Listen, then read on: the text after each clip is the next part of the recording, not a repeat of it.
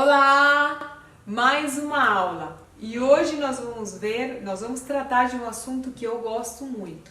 Nós vamos ver as emoções e os órgãos de acordo com a medicina oriental. Bom, o corpo físico é um reflexo das nossas emoções, crenças e pensamentos. Sempre que algo não vai bem, o corpo encontra um meio de sinalizar que existe um problema, e é assim que surgem as doenças e as dores emocionais. As doenças são manifestações do inconsciente que precisam sinalizar questões internas mal resolvidas. Como acontece essa conexão entre a mente e o nosso corpo?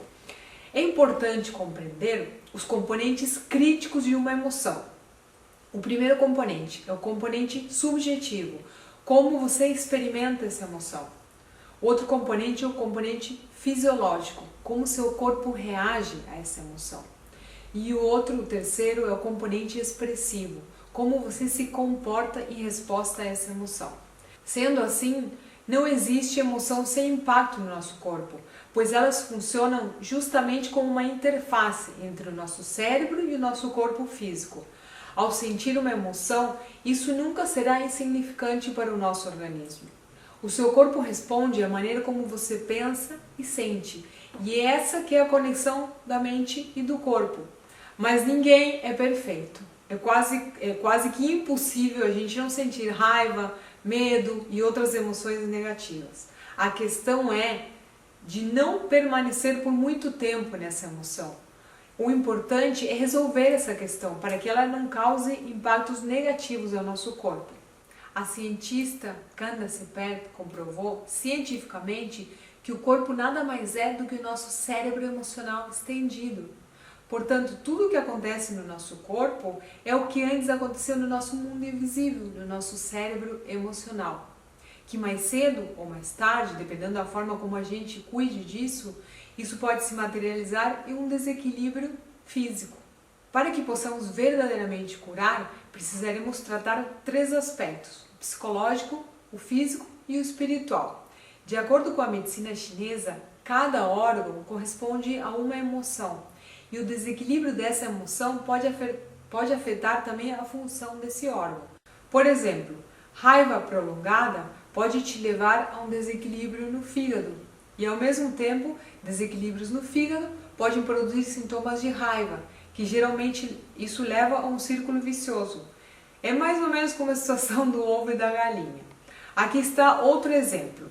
Se por muito tempo você carrega um monte de raiva, você vai começar a afetar o seu fígado, ocasionando um monte de sintomas.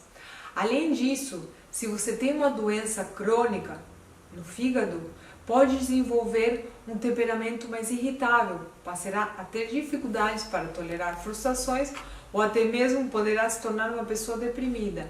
Esse antigo conceito das 5 emoções ilustra a importância do tratamento completo da doença, porque a gente precisa tratar o nosso corpo como um todo e não por partes separadas.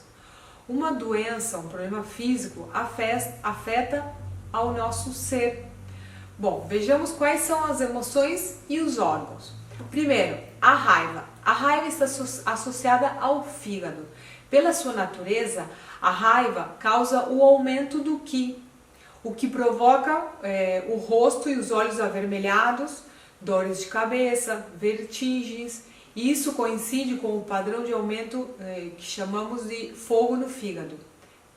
É uma expressão um pouco difícil de entender aqui no Ocidente, certo? Nos cursos mais avançados vocês podem aprofundar um pouco mais nisso. Bom, continuando. Numa visão mais a longo prazo, a raiva ou frustração reprimida normalmente causam a estagnação do Qi. Isso pode resultar em depressão e em desordens menstruais nas mulheres. O que é o Qi? O Qi é a energia vital que circula pelos nossos meridianos. Bom, vamos à nossa segunda emoção, a alegria. A emoção da alegria está relacionada ao coração. E uma desordem relacionada à alegria pode parecer estranha, já que a grande maioria das pessoas deseja ser alegre. O que temos que avaliar aqui é o nível de estresse, porque, por exemplo, ter uma boa notícia também pode nos causar um certo estresse, Por exemplo, um casamento, uma promoção no emprego. Isso é uma notícia feliz, mas também é uma fonte de estresse. Uma pessoa com desequilíbrios no coração também pode demonstrar sintomas emocionais, já que o coração é o lar do espírito. Uma pessoa com desequilíbrios do coração também pode demonstrar sintomas emocionais, já que o coração é o lar do espírito. Ou seja, uma pessoa com sérios distúrbios no coração pode ser vista conversando alegremente consigo mesma ou ter surtos de gargalhada. Sabe aquelas pessoas que riem muito, riem por nada? Esse é um sintoma. Vamos à nossa terceira emoção, a preocupação. Uma emoção muito comum em nossa sociedade, repleta de estresse. Pode esgotar a energia do baço. Isso pode causar distúrbios digestivos, levando à fadiga crônica. Um baço enfraquecido não pode transformar o alimento em qi, energia, de maneira eficaz, e os pulmões são incapazes de extrair o qi do ar eficientemente. Uma pessoa que se preocupa muito carrega o peso do mundo nos ombros. Uma palavra que descreve muito bem como uma pessoa se sente quando o qi do seu baço está fraco é a depressão. Bom, agora vamos à nossa quarta emoção. Pensamento obsessivo. Pensar excessivamente ou obsessivamente sobre um assunto também pode esgotar o nosso baço, o que é a causa da sua estagnação. Uma pessoa com essa condição pode exibir sintomas de falta de apetite, esquecer-se de se alimentar, inchaço após comer, e com o tempo a pessoa pode desenvolver uma complexão pálida devido à deficiência do qi do baço. Eventualmente, isso pode afetar o nosso coração, fazendo com que a gente sonhe muito e tenha sonhos repetitivos. Parece que passa a noite inteira falando e sonhando sempre sobre esse mesmo assunto.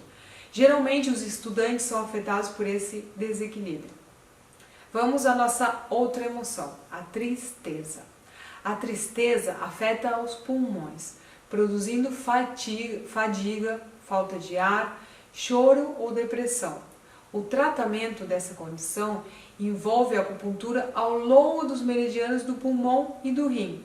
Na medicina tradicional chinesa, os pulmões também representam a nossa energia de defesa. Assim, os pulmões enfraquecidos ocasionam o enfraquecimento do nosso sistema imunológico e nos deixa muito mais suscetíveis às doenças. Continuando, vamos à emoção do medo. A emoção do medo está relacionada com os rins. Esta ligação pode ser prontamente percebida quando o medo extremo faz com que a pessoa urine incontrolavelmente. Nas crianças, isso também se manifesta quando elas urinam na cama, o que os psicólogos associam com a insegurança e ansiedade. Ou seja, que as crianças que urinam na cama geralmente têm medo dos pais, de repente com pais muito rígidos. E a ansiedade prolongada devido às preocupações com o futuro também podem esgotar a energia dos rins, o que pode eventualmente levar à fraqueza crônica. Agora a outra emoção, que é o choque, o pavor. O choque é especialmente debilitante para os rins e para o coração.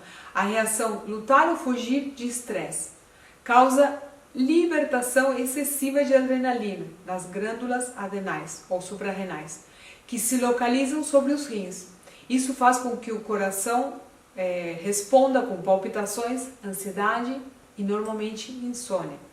O estresse crônico ocasionado pelo choque pode ser muito debilitante para o organismo inteiro, causando inúmeros problemas.